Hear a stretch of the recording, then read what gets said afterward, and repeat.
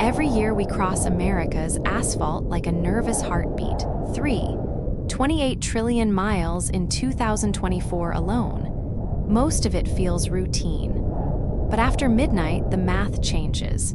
We do roughly a quarter of our driving in the dark, yet about half of all traffic deaths happen at night. That's when the road tells older stories of exits that loop, bridges that bargain, and lanes that appear where no map agrees they should. If these roads keep you company between mile markers, tap like to keep the headlights on, subscribe so you don't miss the next exit, and share this with the friend who always drives after midnight. Buckle up, we're rolling. If you ever see a girl in a red raincoat standing under the exit 13 sign when it isn't raining, keep driving. Not because she'll hurt you, because if you stop, you'll keep stopping forever. I didn't know that the first night I met her. I only knew that the snow was coming sideways, my wipers were losing the fight, and the CB kept spitting numbers that didn't belong to any channel. The mile marker flashed past, 313, just before the shape raised its arm, thumb out, patient as a mile of ice. I hit the brakes. I haul specialty medical parts between Grand Rapids and Chicago on the graveyard shift. Thin margins, long nights, too much caffeine, comforting because they are simple. That night, the lake effect snow drifted like smoke, curling over I-94 in pale ropes. My heater smelled faintly of wet leaves. Every rest stop was closed. Every semi sounded like a tired animal. I saw her just past the county line where the reflector posts lean like teeth. She stood on the shoulder in a red raincoat that shouldn't have been warm enough for the weather, the hood up, her hair a darker stain against it. She didn't shiver. She didn't stomp her feet. She waited the way a photograph waits. I cracked the passenger door.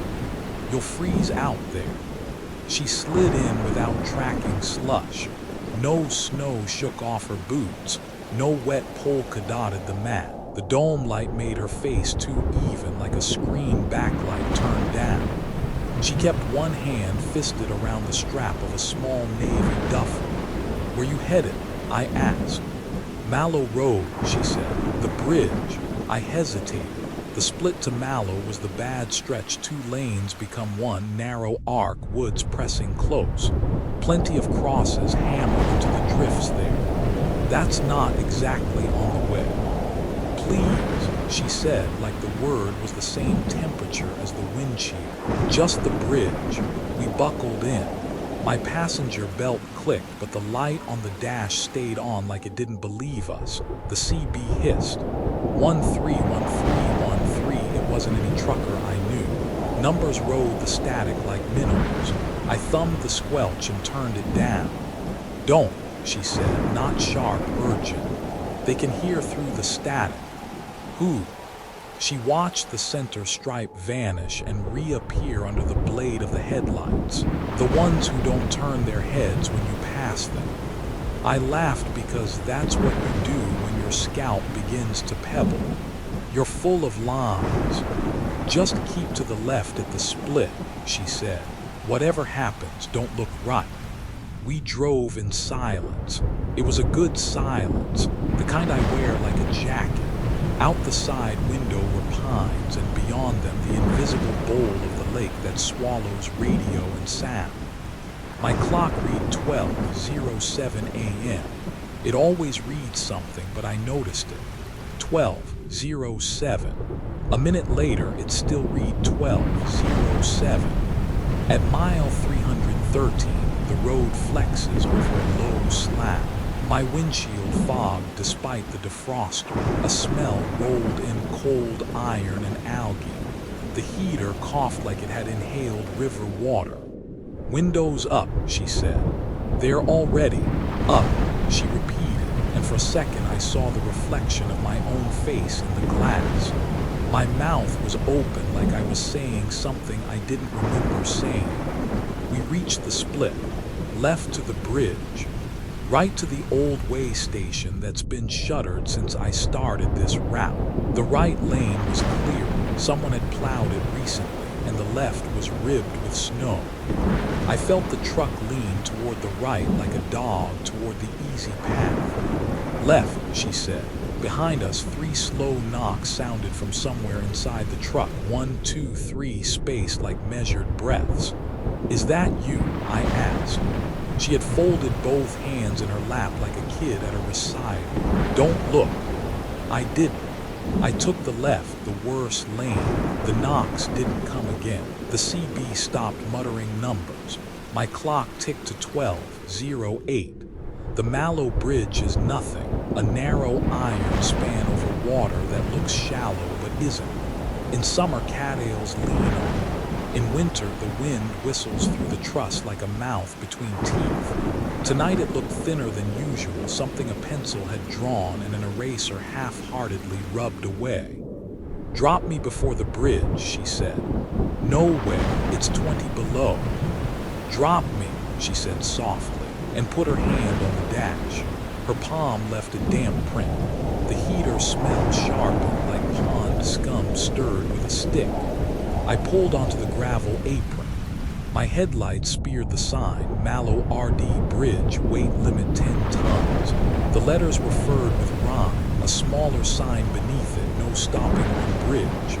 Somebody had scratched a date into the frost, 11-13-99. She unclipped her belt. The dash light stayed on. "You sure you're okay?" I asked. "I can. It's not for me," she said, almost apologetic. "Tell me your name." "Lucas. Lucas," she repeated like she was checking the fit. She nodded, opened the door, and stepped out into the snow. No breath steamed from her. She didn't leave footprints, but the damp on the dash didn't dry. "Hey," I called. "That duffel do you want?"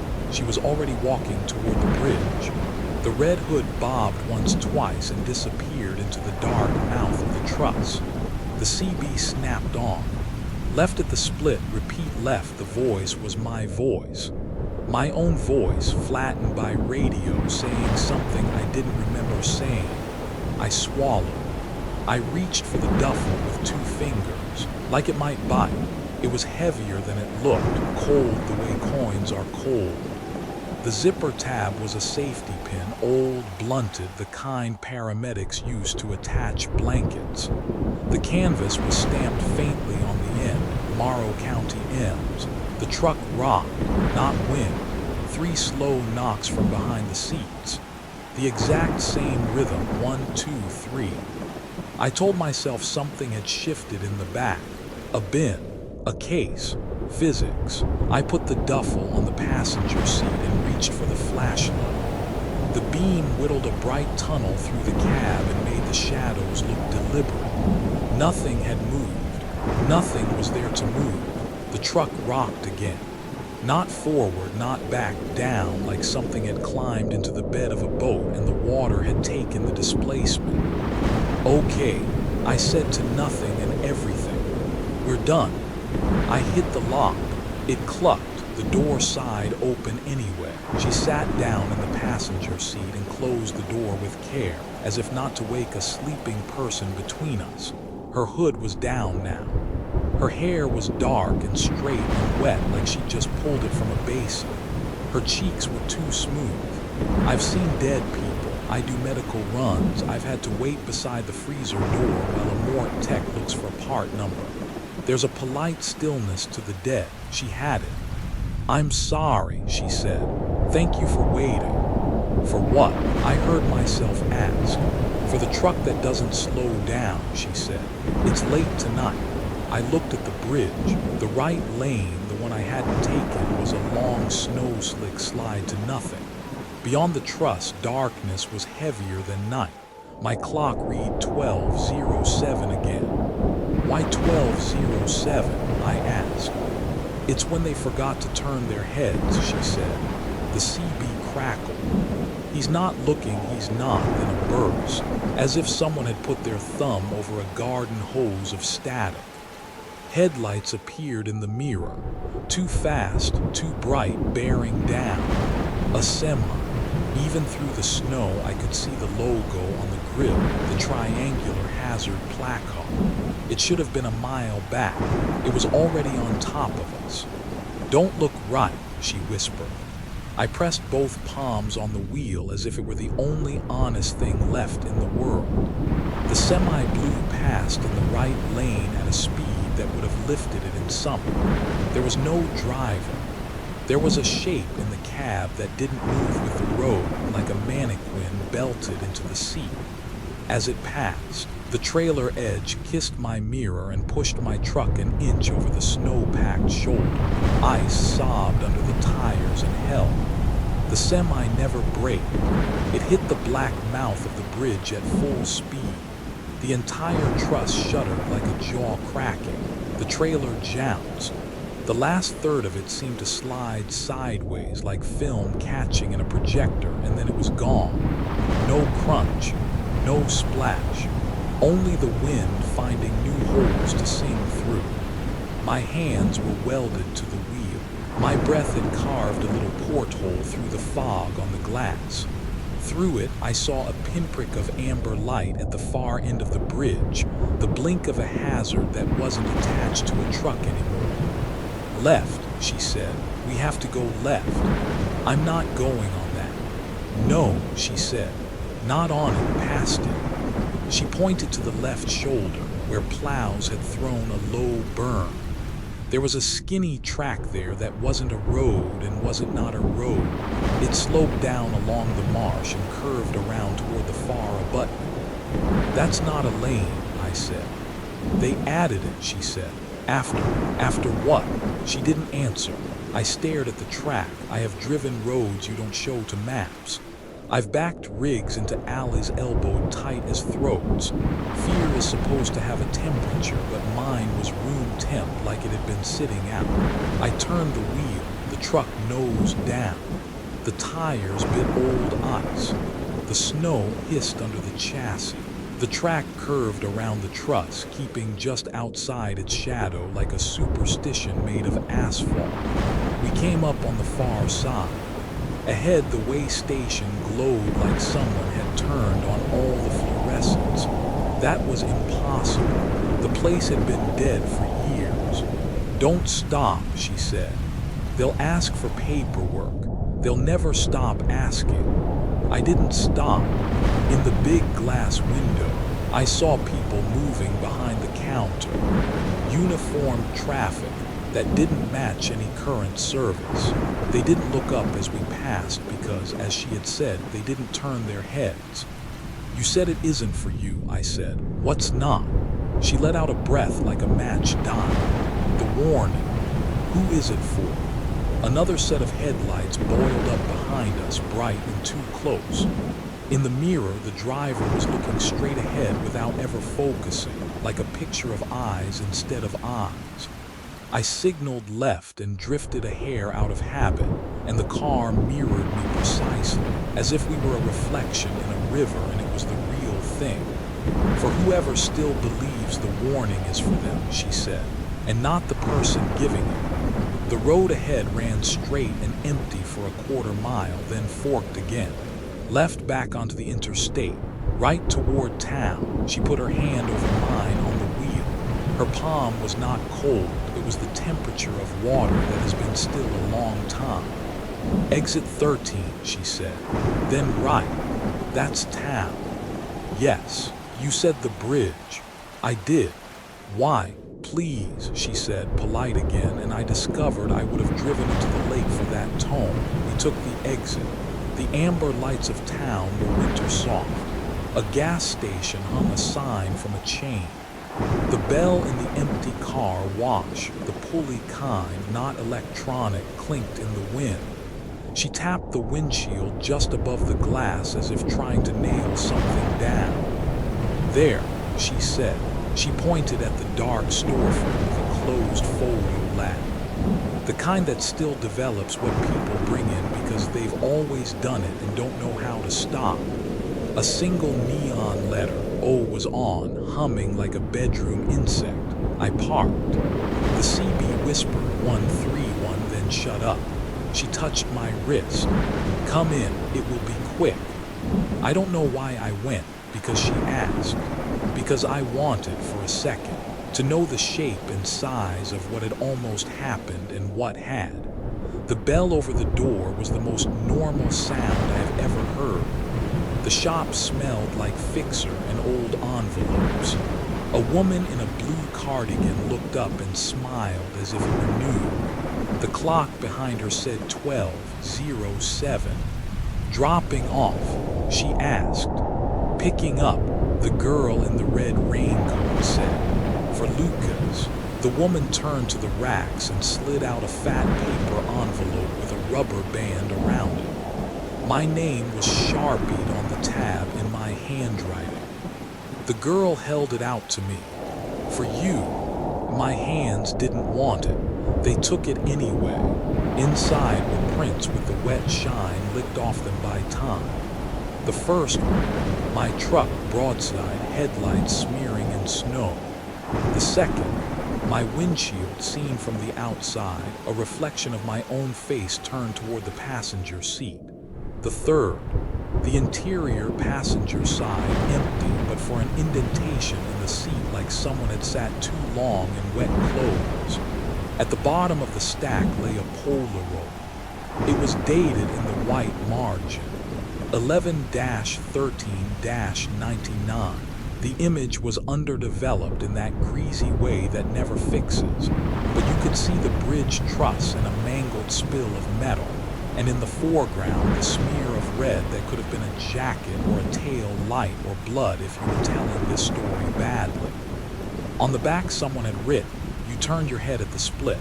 Thank you." I looked up. The girl stood very close. She smelled like cut stems. I was the first, she said, and it was the most human her voice had sounded. They needed someone to teach the rest. I thought I was going home. Home where?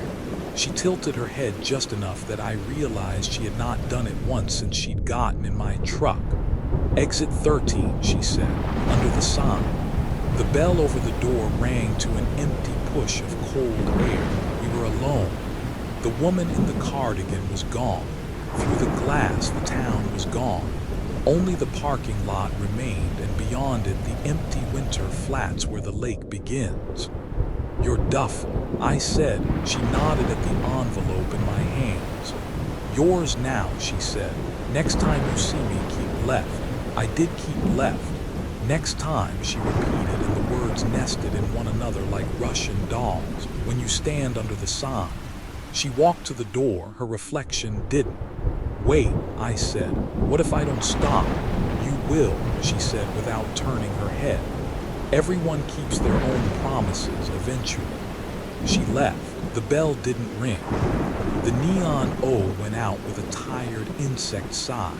I ran after her.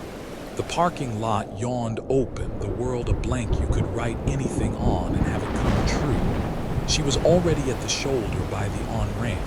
She raised her arm without looking.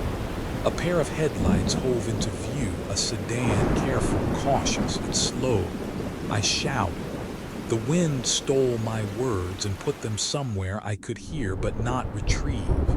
The sedan stopped. The passenger door opened. She folded into the seat. The car pulled away, taillights blinking, and as it accelerated, they didn't bend to the curve of the road. They kept on straight as if the car had found the old alignment that doesn't exist anymore, the one that leads directly to the water. I ran until my ribs fed static into my ears. When I stopped, the night listened, considering me. Then somewhere far off on the ice-black lake, I heard the sound a metal bridge makes when it shifts in cold, an enormous donk. The sound of a tuning fork the size of God. Back in the truck, my dash clock ticked to 12:08. The CB hissed. Left at the split, repeat left, and this time I knew the voice. Mine, yes, but also every other voice that had ever meant it. I drove home with both hands on the wheel and the envelope seat-belted beside me. At my apartment, I slid the Polaroid under a magnet. At 3:11 a.m., my phone buzzed. Unknown number voicemail. I checked it. My voice said, "Left at the split. Don't look right. Don't turn your head." The timestamp on the voicemail was 11-13-1999, 12:07 a.m., a relic from a network that didn't exist anymore. I didn't sleep. 2 days later, I took the route again. I told myself I'd go straight, that I wouldn't slow if I saw her, that I'd be the exception. At mile 313, the snow started again. The exit 13 sign reared up out of the pale. A figure stood under it, red raincoat, patient as a photograph. My foot eased toward the brake before my brain had a vote. I felt the truck tilt forward, that ship's bow sag of weight moving to the front axle. I pressed harder on the accelerator. The truck did not respond. I pressed harder. The pedal moved. The engine gave me its bureaucratic hum. We did not speed up. We coasted down, obedient. The passenger belt indicator came on and stayed on. 3 slow knocks. 1, 2, 3.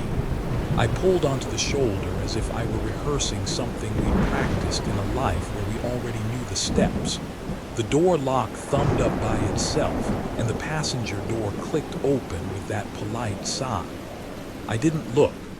I kept my eyes riveted straight ahead, focused on a single imperfect dot in the windshield glass, like it could be a needle's eye I might pass through. A voice, close to my ear, said, "Thank you for stopping." It was not her voice. It was mine. I turned my head. Just a fraction. Just enough to break the rule I had invented for myself. The seat was occupied by a man in a red raincoat. The coat was wrong, stitched for someone wider in the shoulders and narrower in the waist. It puckered in ways it shouldn't. His face was pale in the dome light. He wore my expression, the one I wear when I'm trying to be kind and just missing. He looked at me, and I understood what hadn't turned their heads on all those nights. We don't.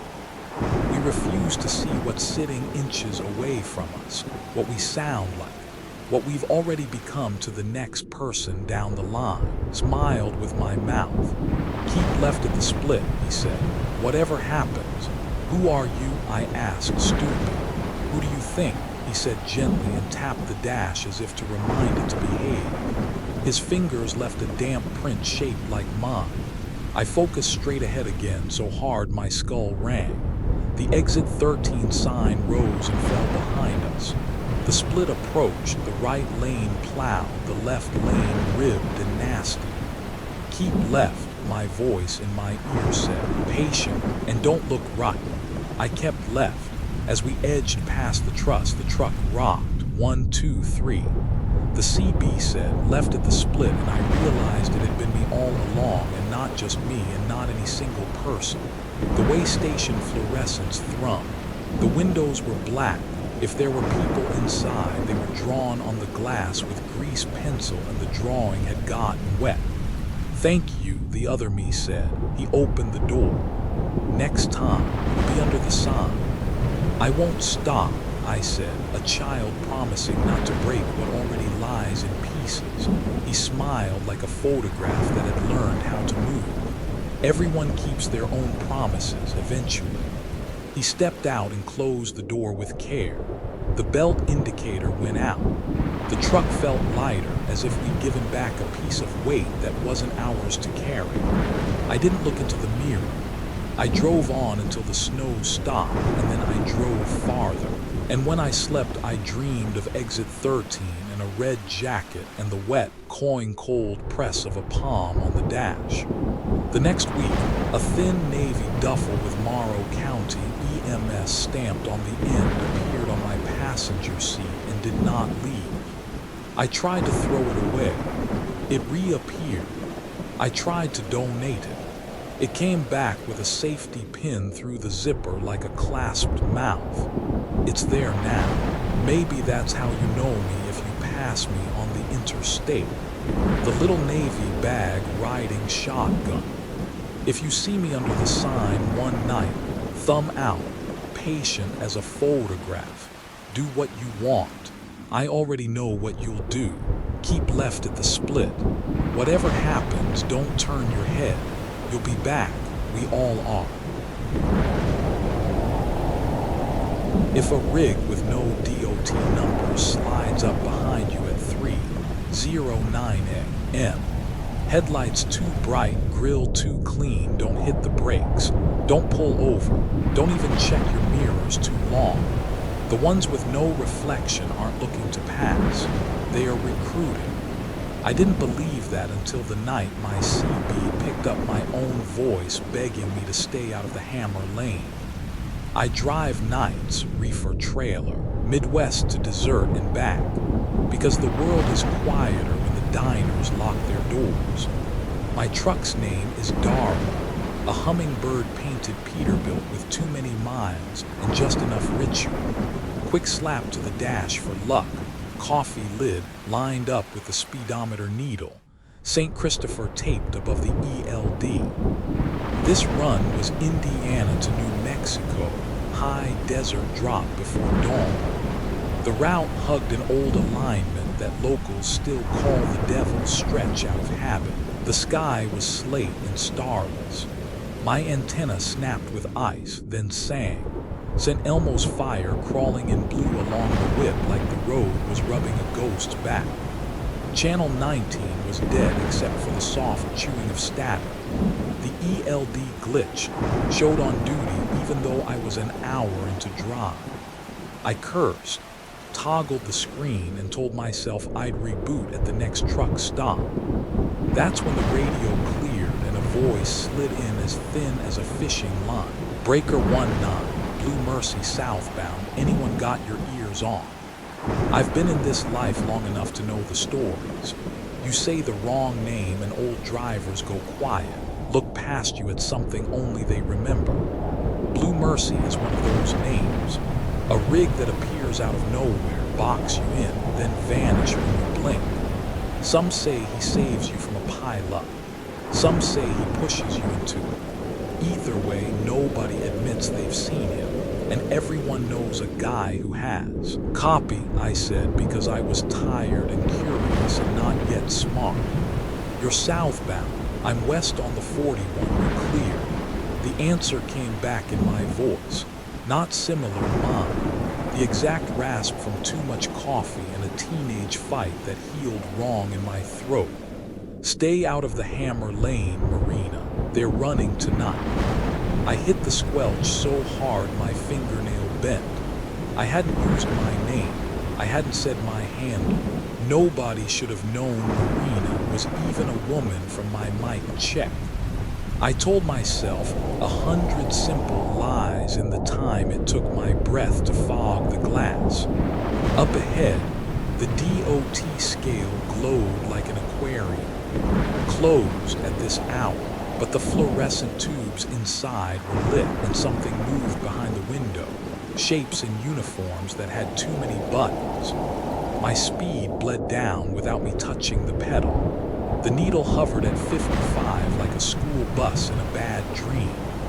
The smell rolled in there, hot brake lining and old pennies, and the radio filled with numbers used wrong, codes that meant nothing and still made you want to pull over. 1013, 1013. Granny Lane only, copy, Blue Mercy. 1033 negative, he's not listening. Bring her on, we need one westbound tonight. My eyes found the clock. 3:09 a.m. I blinked. 3:09 a.m. I blinked again. 3:09 a.m. stayed. When I came up on Black Ridge, the wind hit hard enough to shove the trailer an inch.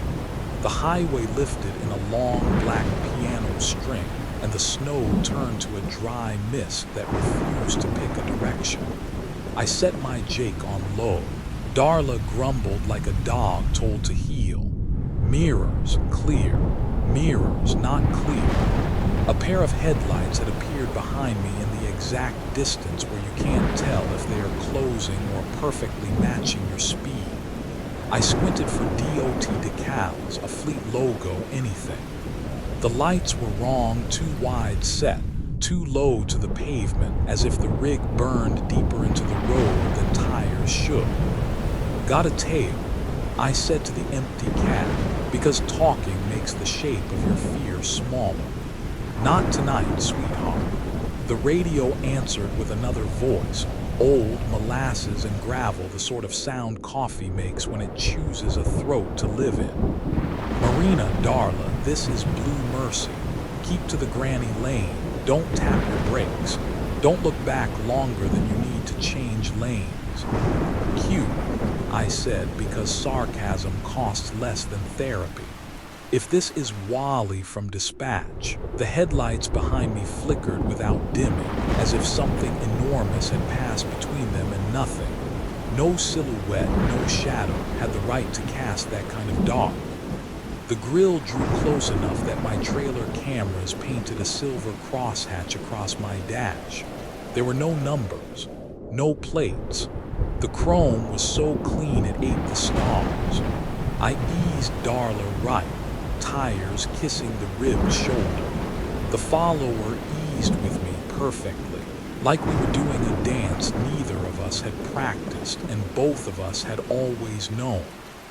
Another set of lights bloomed ahead, cresting the ridge. A second rig, no cab lights, no driver shadow. It held the hammer lane like a mirror. Boxing, I said, and the word tasted like dimes.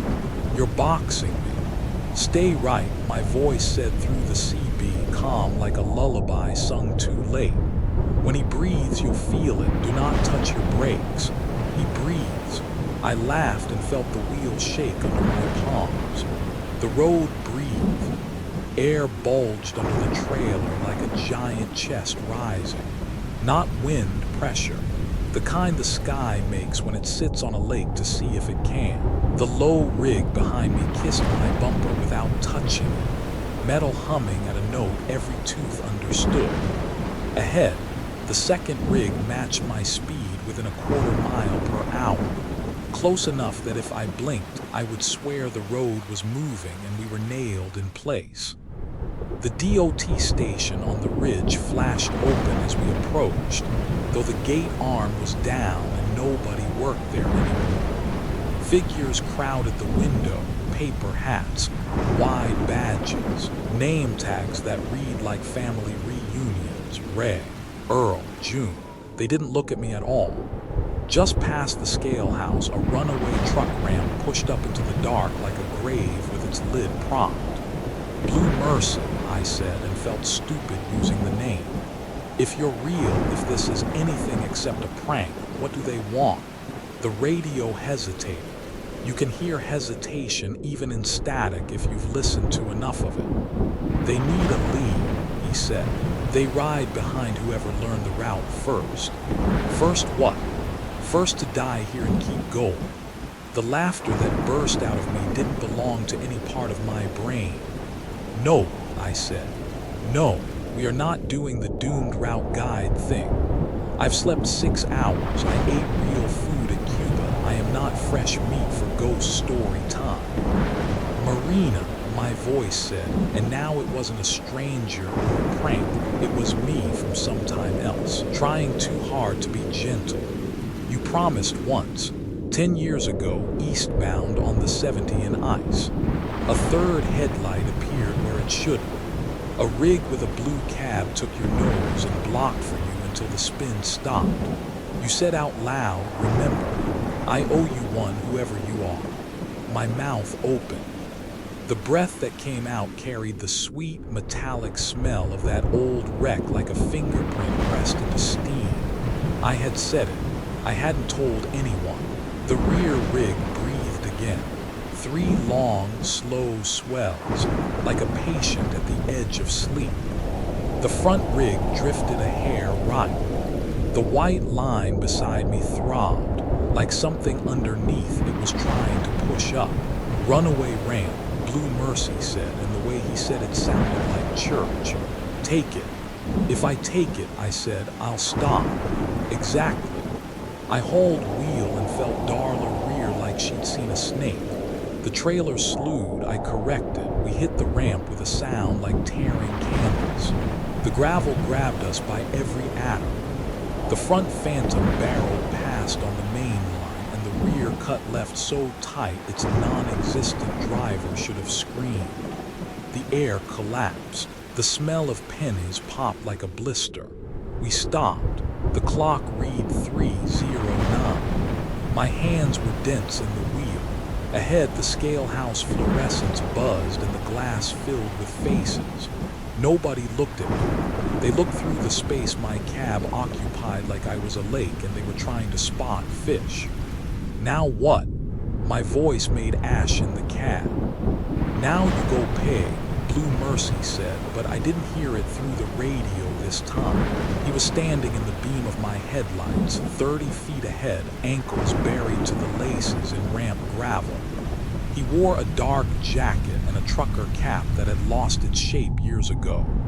His face was featureless in that headlamp glare the way faces are in old photographs. They're there, but if you describe them, you'll be wrong. His rig, if it was his, idled off to the side. An older Kenworth, blue enough to steal color from the night. No markings, no plates. A line of chicken lights across the step, shivering like a heartbeat. Come on, he said. Coffee's hot. The ramp should have ended in mud and a fence. It ended in a diner whose windows bled warm light, like someone inside had painted daylight on the back of glass. The sign said Mercy's in chipped red. Inside, a waitress in a white dress was topping off mugs for customers who faced the window and didn't blink. The bell over the door rang something I knew but couldn't place until later. The tone a tire iron makes when you drop it on concrete. Sit, Blue Mercy said. We never have long. I'm dreaming, I told him, and sat anyway because my legs belong to gravity now, not to me. Maybe, he said. Don't matter. Dreams fix more than screwdrivers do. The waitress set down coffee and a slice of pie with the exact crust my grandmother used to make, fork marked, shy about its sugar. I blinked tears I didn't remember authorizing. All right, I said. What is this? Who are they, those trucks? And what do they want with me? Blue Mercy took off his cap, turned it, set it exactly 1 inch from the rim of his mug. Roads, remember, he said. Not the asphalt, the routes. Every mile somebody don't turn their head when they should. Every mile somebody turns it when they shouldn't. The difference between those is where we live now. You're dead. I said it to hurt him. It didn't. Been dead since '93, he said, matter of fact, like weather. Not the important part. The important part is the promise. I pulled you once. You said you owed one.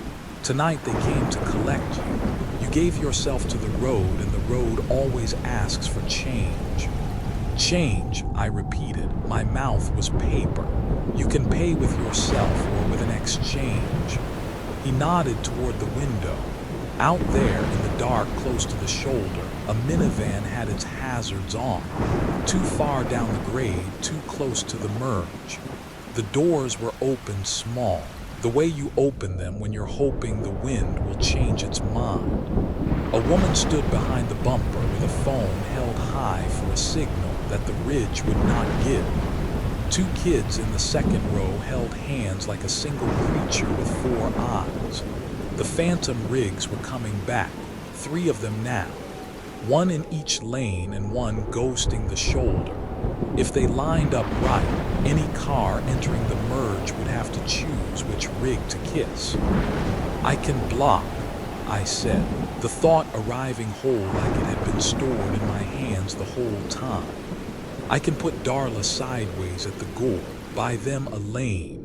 You'll be hit, Blue Mercy said. Not a warning, a fact. I've been hit before. This time, Marina, you won't walk away.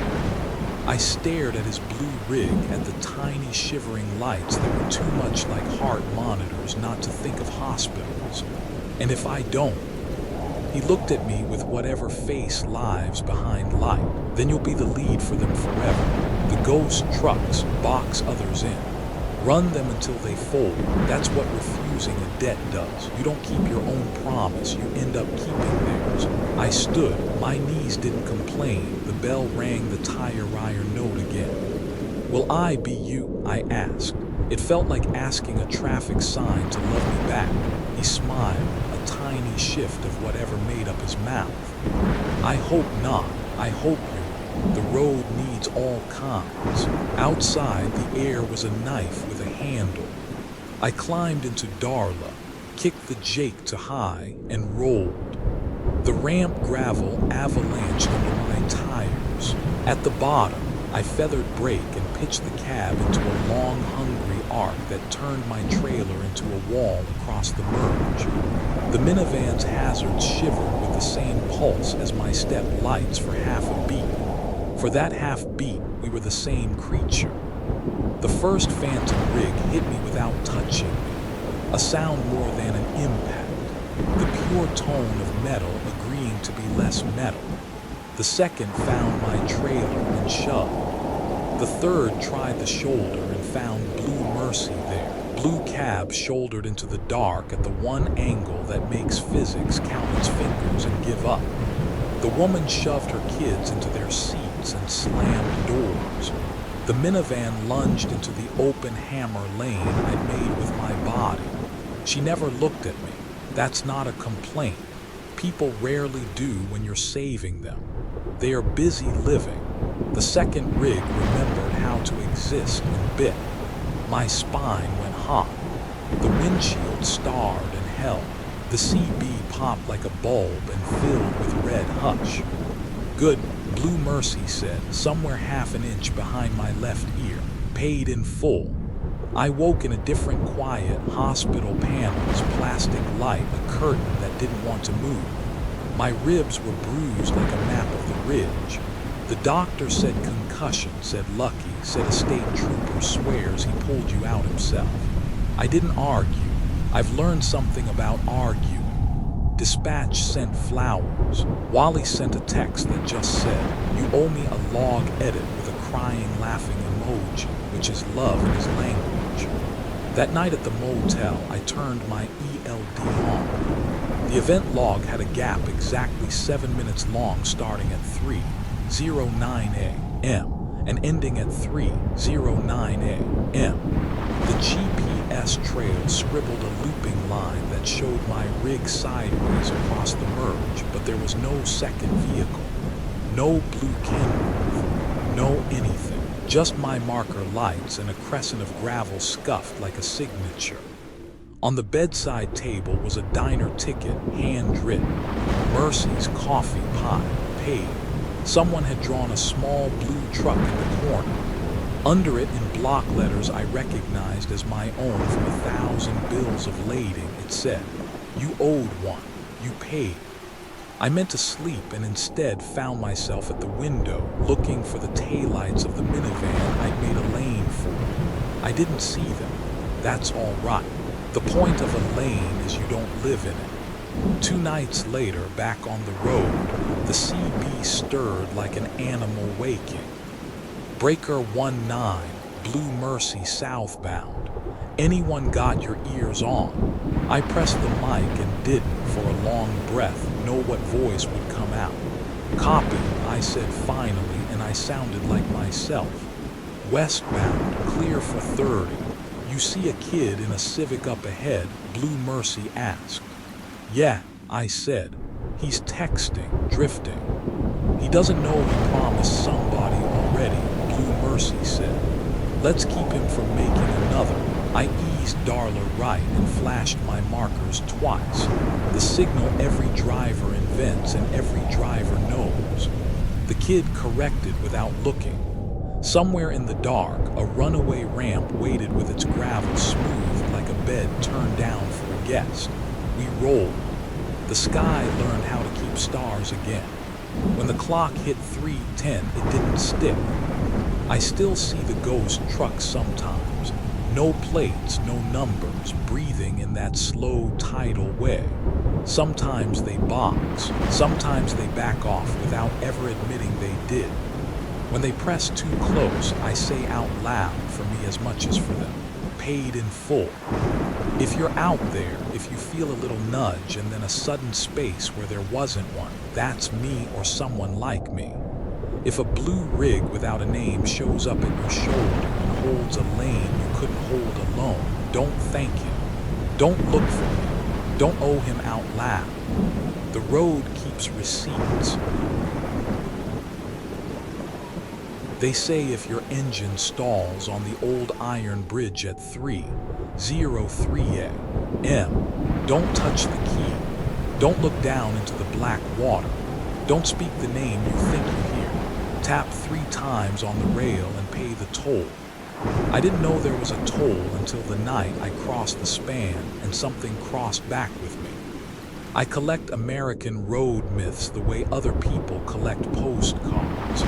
I've slept in drive-thrus to catch weeping whistles that never came. I've powdered bumpers like an idiot grad student reenacting folklore. And I've stood on tracks where a bus supposedly died and waited for little handprints that mercifully didn't appear. My channel, Night County, pays just enough to keep my tank full and my curiosity hungry. The bridge wasn't famous. No nickname like Devil's Gate.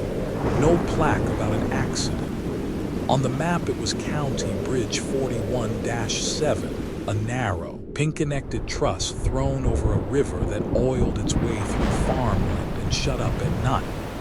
But locals told a consistent story. Engines die on the crown. Radios fill with a child's breath. And if you leave your windows cracked, you'll find condensation prints inside the glass by the time you roll off the far abutment. Some swore they'd been pushed the last few feet when the motor wouldn't catch. Others said they'd been held. Crybaby Bridge bones, different skin, versions of that legend live all over the U.S. I'd been looping the county on a gray November tour when the rain turned animal, cold, and clever. My phone gave up signal like it had decided to be honest, and the wipers stuttered in that way machines do when they want a better owner. It was 2:58 a.m. when the road sank toward the river and the truss raised itself like a rib cage against the clouds. A battered sign before the approach announced weight limit 10 tons, and in hand-scratched letters, no stopping on bridge. Someone had pressed a penny into the wet paint before it dropped. It had greened and stuck like a tiny, permanent offering. I told the camera the rules. I'd make a slow pass, turn, and try the ritual locals described. 3 taps on the east rail, and a whispered apology for crossing. Folklore doesn't need to be real to be revealing. It shows you what people are afraid to say out loud. I rolled on. The deck thumped under my tires in that old bridge rhythm. Wood and iron and unreadable years.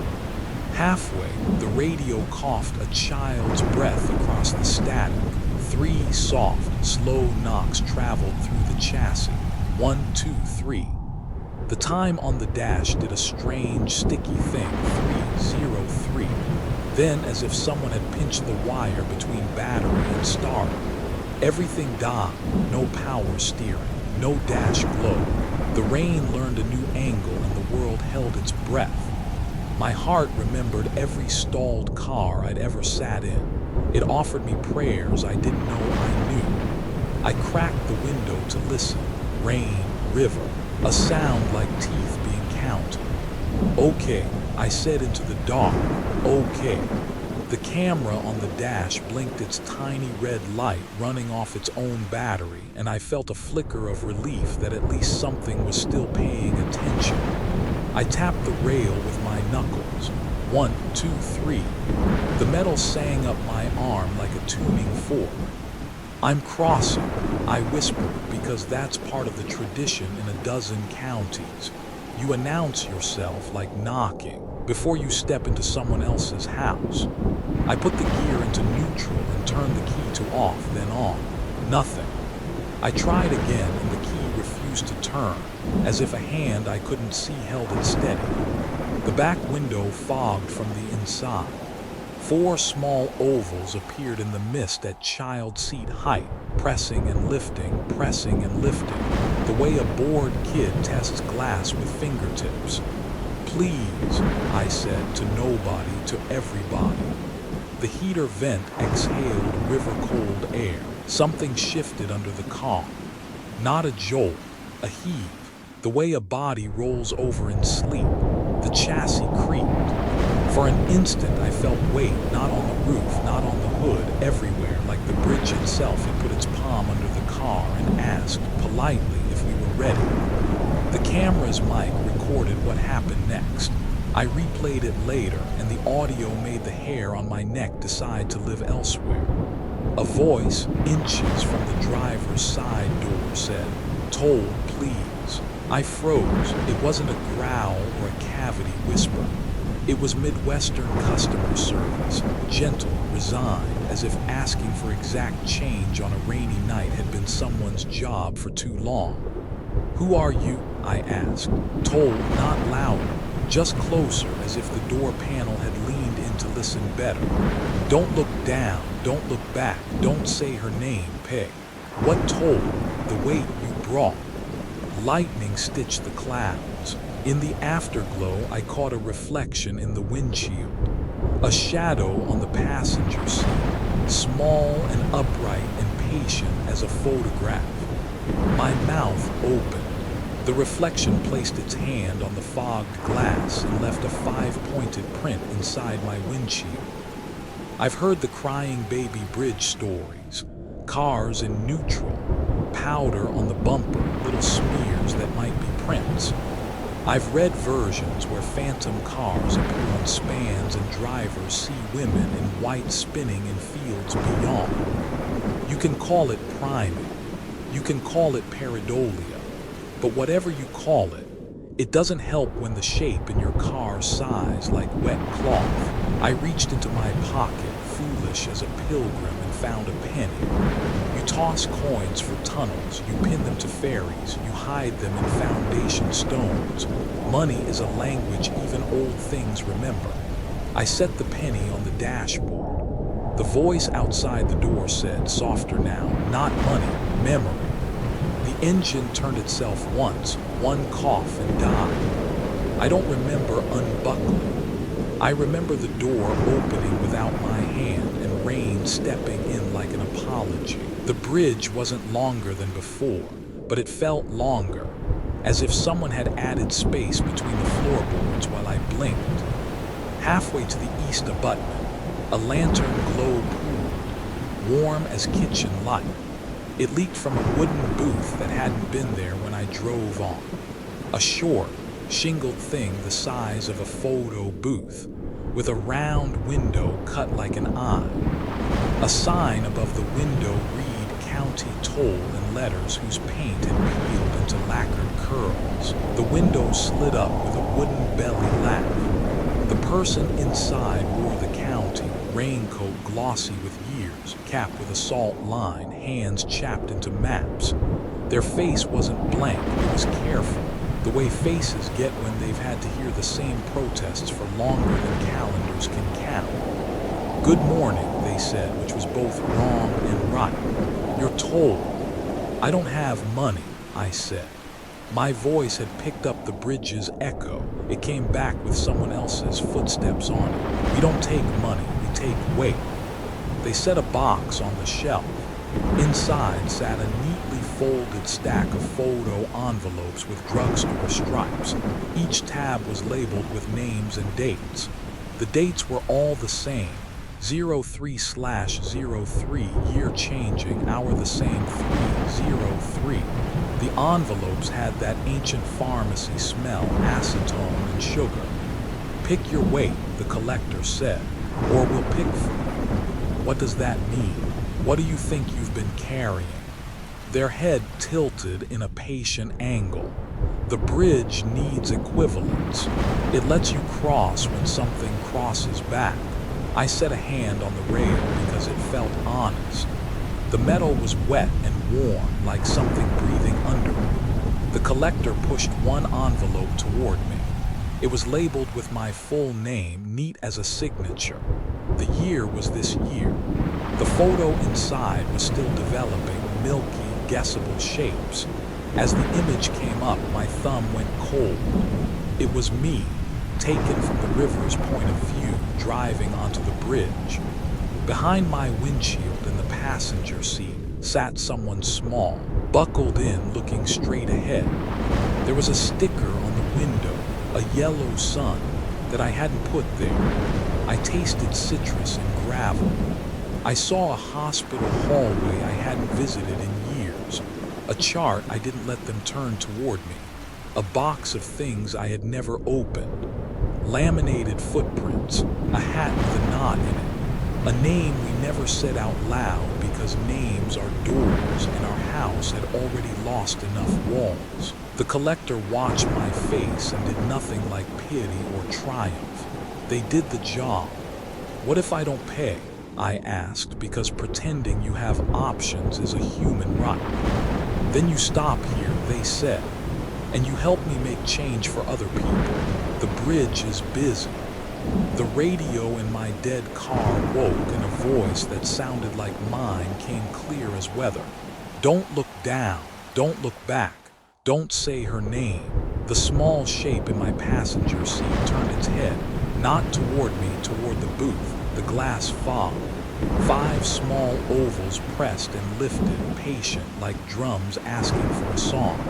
What do I give? My voice couldn't decide if it wanted to be a whisper or a scream. It split the difference and became small. The part of the memory that keeps you from crossing, the collector said.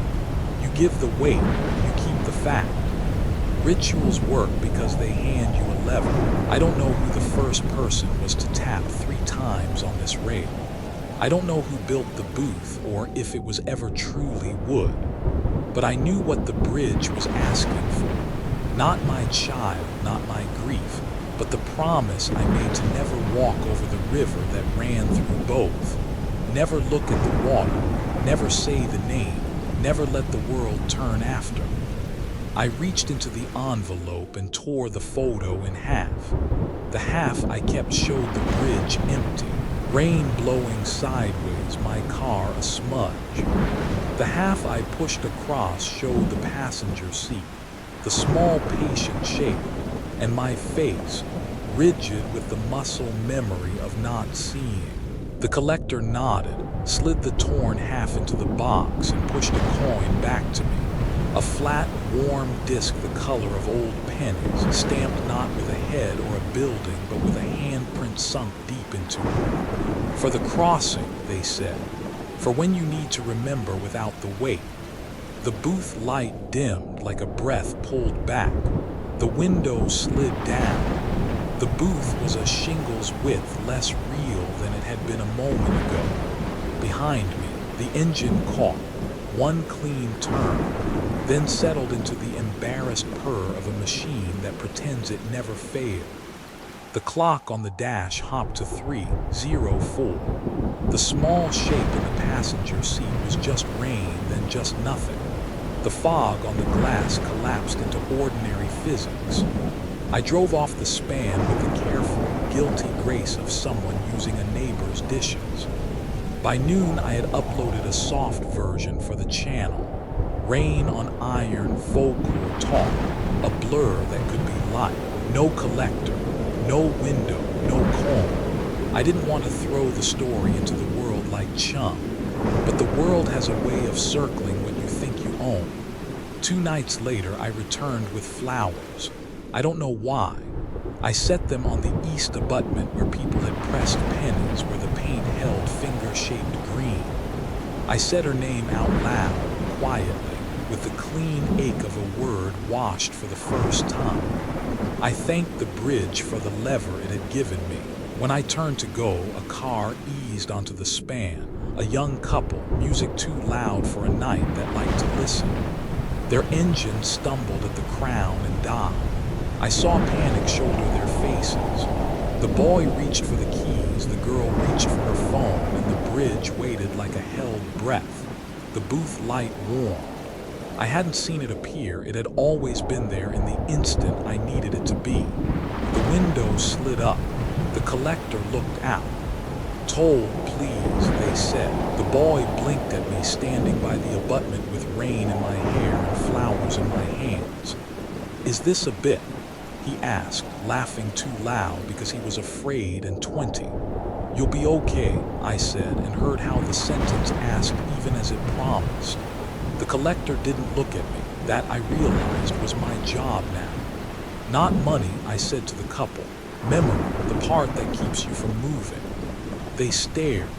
The girl's eyes flicked toward the rail to the river away. Something in her face answered a question she'd been avoiding for longer than she thought possible. A minute swelled to the size of a day, then pressed itself flat again. She reached into her bag. She took out a photo, a strip of booth shots with silly faces, and tore one frame free. She kept the one where they were both mugging.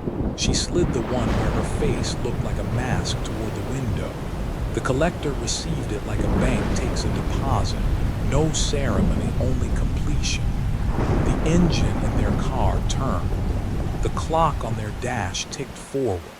The bridge let them go. The couple waved in that guilty way people wave when machines give mercy. They drove off into the rain and their taillights didn't stick at 303. I stood with my coin in my pocket, warm as a palm. I looked toward the booth to nod, to say thanks, to say see you when I see you, and found my reflection in the window. The collector had no visible face, but the reflection did. It was mine, a little thinner, a little more careful. I was wearing the counting.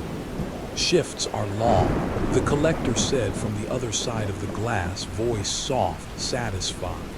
"It helps to have two." The window slid down. The booth didn't vanish, it simply wasn't when I looked again. I go back sometimes. I don't stop drivers. I don't film the toll.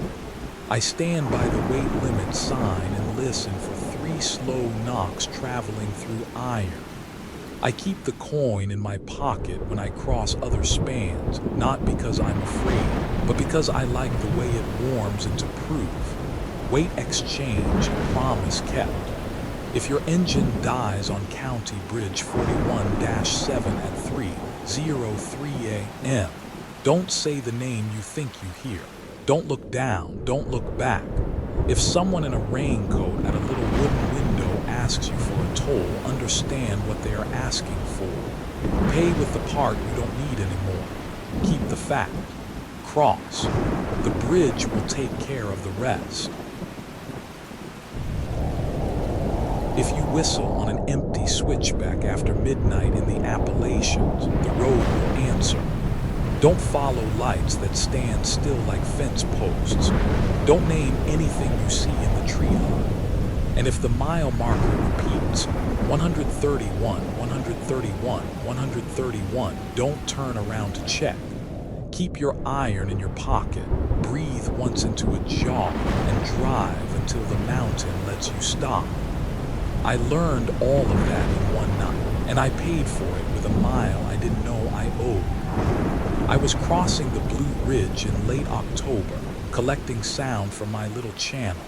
Wind through fir, creek over shale. The low song tires sing on old tar and chip. Locals had given me rules at the daylight gas station with the porch ceiling painted haint blue. Don't whistle after dark. Keep iron nails in your pocket. If your headlights catch a deer that isn't a deer, back up slow. They smiled when they said it, like you smile at a kid before a swimming lesson. The paint overhead was the exact color of a cloud that forgot to leave. Some folks say it keeps the wrong things out of a house. I figured a bit of paint couldn't guard a whole road, but I kept 3 square-cut nails in my coat anyway. By the time I reached the ridge, the night had put on its late face, darker, but closer.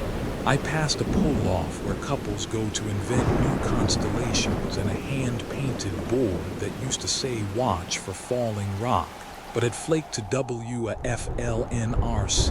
a warning or a menu. The dash clock clicked to 1:31 a.m. and then sat there like a stubborn mule. Somewhere far left, over a cut in the hills, a row of lights held still and far apart, not like cars, not like houses. I'd read about ghost lights out here. People argue about them like weather and taxes, but the important thing isn't what they are. It's what happens to you while they're happening. Old road gods love a number. Mine was 131. The mile marker stuttered it once, twice, then again at a place where there shouldn't have been a post at all. The map app went from confident to drunk. The road began to feel reused, like a word said too many times. I told myself stories don't change pavement. Then, because habits kill faster than ghosts, I whistled. A low two-note thing I use when I'm alone and pretends I'm not. The sound went out of my mouth and came back from the ravine sharpened, as if something had pressed a blade to it. Ask any mountain person why you don't whistle at night. They won't agree on the reason. They will agree on don't. Up the grade, my headlights washed over a deer by the ditch, except it wasn't. The legs were too long where they shouldn't be, the joint too jointed, the head turned farther than necks forgive. It watched my car pass without flinching, not prey, not afraid, accounting. People online call that a nod deer, a new myth wearing an old shape. I didn't look twice. I listened to the iron nails tap in my pocket like a very small, very patient metronome. The dash clock still said 1:31. The mile marker still said 131. Somewhere deep in the wheel, something began to count. The road narrowed, the kind of narrow that asks if you remember every mistake you've made with a steering wheel. My CB snapped awake like a dog hearing its name. Breaker. A voice thin as fishing line. Don't take the found lane. Copy. I said because talking's cheaper than fear. What's a found lane? The answer arrived as someone else's tires hissed alongside my car. No lights, just the sound like a ghost had borrowed rain. For a stuttering second, another lane opened to my right where brush had been, new blacktop slick as a thought you shouldn't have. It ran perfectly straight through switchbacks that had been bent since the Civilian Conservation Corps first taught this mountain how to carry a road. My hands itched to take it. My neck prickled to look. Don't. The voice said, very gently. Found lanes lead out of maps and into keeping. Static chewed the end of the sentence the way creek water chews a stick. The CB fell quiet. The road didn't. I reached the overlook where lovers decide futures and ghost hunters decide evidence. On the stone wall, someone had chalked PAY the mile UOWE beneath a cluster of dried flowers. Someone else had scratched the words out, and the white powder on the stone was clumped like breath. My phone camera caught a smear of amber light over the next ridge that didn't blink like a plane or a house. If you squinted, it looked like a lantern line walking after a man with a measuring wheel. The Blue Ridge has stories about lights like that. Guides, warnings, lures, depending on which ant you talk to. Tonight they stood like fence posts in a field that shouldn't have had a fence. I rolled on. The mile marker said 131 again where it should not. The dash clock licked its thumb and flipped to 1:31 again, with the satisfaction of a collector placing a duplicate in a second binder. At the next hairpin, my headlights found a shirt stapled to a tree, a memorial without a plaque, sleeves shivering in a wind that didn't reach me. A pair of mason jars sat on the ground below it, their lids ringed with rust. I parked. The world listened. There are things the Appalachians teach without talking. Where to step on a wet log, how to read weather in a cow's tail when a quiet is the wrong kind. This quiet had a tally in it. I unscrewed a jar and breathed into it once like an idiot making a fairy house. The breath fogged the glass and stayed. I closed the lid. Good, said a voice by my driver's side window that hadn't been there a moment before. Brings exact change. A woman in a field coat stood in my headlights spread as if there had always been a person standing there and I was late to notice. Her hair was pinned like Sunday. Her face wasn't young and wasn't old. It was kept, a clicker like ushers use, hung from her belt beside a small brass measuring wheel, the kind road crews used before GPS pretended to know everything. "You driving the counting road tonight," she said, as if this were weather.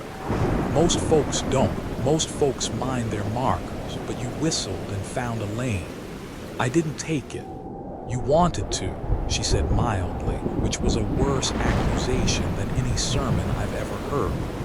"Wanting opens more doors than walking. What is this?" I asked, because I am always the last worst person to ask that question. "The road keeps books." She lifted the clicker. It made a sound like a seed snapping. "Folks steal all the time, cut a curve, tail a plow through a no-pass stretch, take a mile the mountain didn't offer to them, pay the mile you owe and you go on, refuse and you keep me company. What's the price?" "The mile you stole," she said. "Something you carried farther than you had a right to, not a coin." She nodded toward the Haint Blue station I had left hours ago without respecting it. A memory's weight. Lightning went sideways behind the ridge. For half a breath I saw the road spirit plain. The way you see someone plain when a camera flash catches what the eye pretends not to know.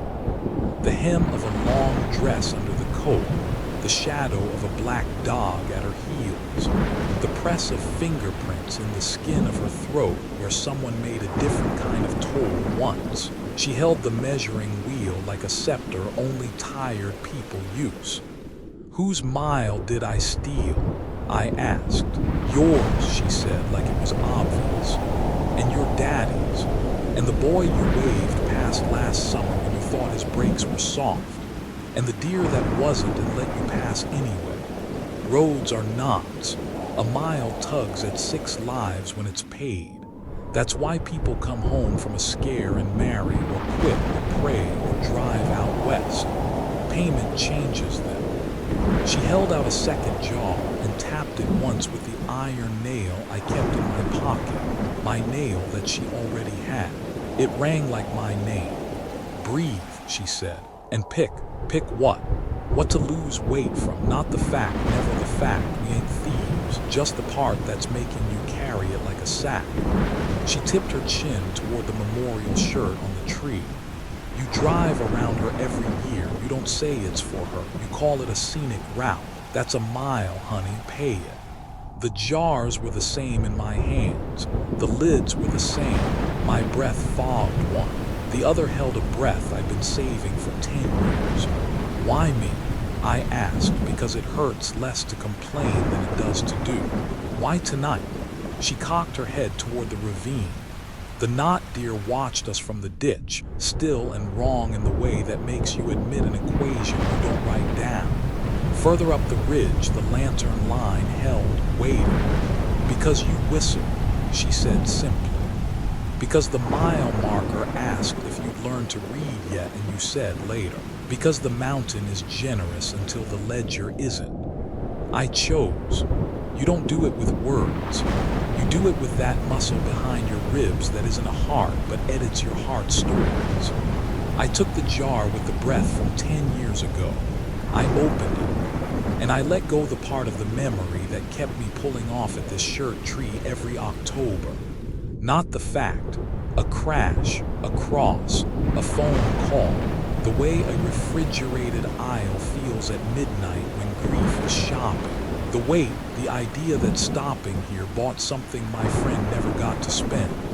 It went out of me like a moth out of a sleeve and did not come back. The road spirit put one palm to my forehead like a grandmother checking fever and clicked the counter once. The lanterns on the ridge took a step I could feel. The jar in my hands felt light and honest.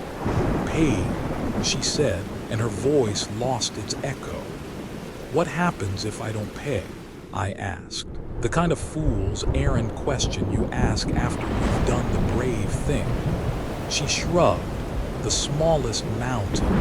Then you help me keep the books and learn the found lanes by heart. There's plenty of company. Some of them look like deer."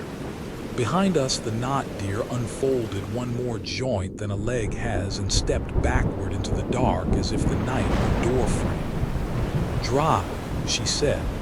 "No whistling. If you see the lights stand like fence posts again, don't count them with your eyes. Count them with your hands on the wheel." I got in the car. The engine turned over without remembering it had refused me. The dash clock ticked 1:32 and stayed humble. I eased around the hairpin and took the honest lane, the one that bends because mountains do. The found lane to my right shone like a lie that will absolutely work and ruin you. I didn't take it. The road steepened to a pitch that hurts to look at on a topo map. The fog thickened. River fog, moss fog, breath fog, and pressed itself into the cars seems as if they were promises. My headlights caught the edges of a steel grate bridge where no bridge should have been. An old logging span the county swore they dismantled in the 80s. The grate sang under my tires like a harp nobody's tuned since a war. Halfway across, the lantern line stopped pretending to be far away and walked down onto the road. Men and women in road crew orange that never fades in the wash, in Sunday black that never gets mud, in sheriff khaki with the wrong badge, in jeans and church shoes and funeral boots. They stepped out of the fog and didn't block me. They paced me, one at each corner, each carrying a little light, the color of lightning bugs humble to work. A boy barely out of 17 carried a survey tripod that never touched the ground. An old woman with a tin of nails kept my rear tires like a choir keeps tempo. A dog I didn't look at too closely trotted ahead with a kerosene mantle in its mouth, bright and unburned. They didn't look at my windows. They looked through them at the place they wanted me to reach. On the far lip of the bridge, the counting woman lifted her wheel and laid it sideways like a gate. "Pay attention," she said without sound. "Every mile you drive, you let someone else drive with you. Don't forget that when the road is empty." I touched the horn once, not a honk. A thank you. The dog sat, set the light down, and wagged at the air as if something had just told a joke. Then all at once the lights went back where lights go when they're work, not wonder. The bridge remembered not being there. The grate under my tires turned to ordinary asphalt, and the ledger closed with a little breath of paper you feel on your cheek but can't catch with your hand. I came off the ridge into a town that keeps its porch ceilings blue and its windows locked but not latched. The clock rolled to 2, 03, then 2, 11, then 2, 17, proper, mortal time with edges you can bump shins on. I parked under the awning of a shuttered store and sat with my hands on the wheel until my knuckles looked like someone else's. In my pocket, the iron nails were warm. In the passenger footwell, one mason jar lay on its side, empty and kind. People asked in the comments why my night run upload had no evidence. No deer that isn't, no lights that stand still, no voices on the CB. I told them the audio was wind and rain and tires because it was. A ledger closing sounds like weather. Weeks later, a stranger messaged me a clip from their dash cam. Midnight Appalachian 2 lane, somewhere south of where I had been. Hazard ahead, a rock slide taking half a lane and inviting someone to meet the gorge. The cam shows a line of tiny amber lights stepping into the road, not police flashers, not flares, just there, and the driver easing past, shaking, safe. Freeze the frame at 0, 17, and you can see the reflection of the car that made the clip. Freeze at 0, 18, and you can see my tail lights at the edge of the frame, the silhouette of my hatch, my bumper sticker peeling at the third letter. I had been home in bed when the clip was recorded. I remember the part of the night when I went downstairs for water and my kitchen smelled like wet metal instead. Another message showed a chalk scrawl on a stone wall above a different valley. Pay the mile you owe. Under it, someone else had written in smaller, neater hand, paid, thank you. I still drive the ridge. I don't whistle. When the mile marker says 131 somewhere it shouldn't, I keep my eyes on the center line and count with my hands. Once I saw the knot deer again in the ditch, ankle where knees go, eyes not catching light, and I nodded like you nod to a coworker at closing. It watched me pass with that accountant's grace and turned its head too far to see that I'd seen it. That's what courtesy looks like out here. Sometimes, when the map offers me a shortcut, a perfect new ribbon straight through bent country, I feel the car lean and the breath in my chest lean with it. And I remember, wanting opens more doors than walking. I stay in the lane the mountain taught me. I keep 3 iron nails and a mason jar under the seat. When I cross a porch stamped paint blue, I touch the lintel. Not because paint stops everything, because manners do. If you ever find a found lane at night and you don't remember it in the morning, that's fine. The mountain prefers it that way. Just pay what you owe and drive like someone else is borrowing your headlights. They are.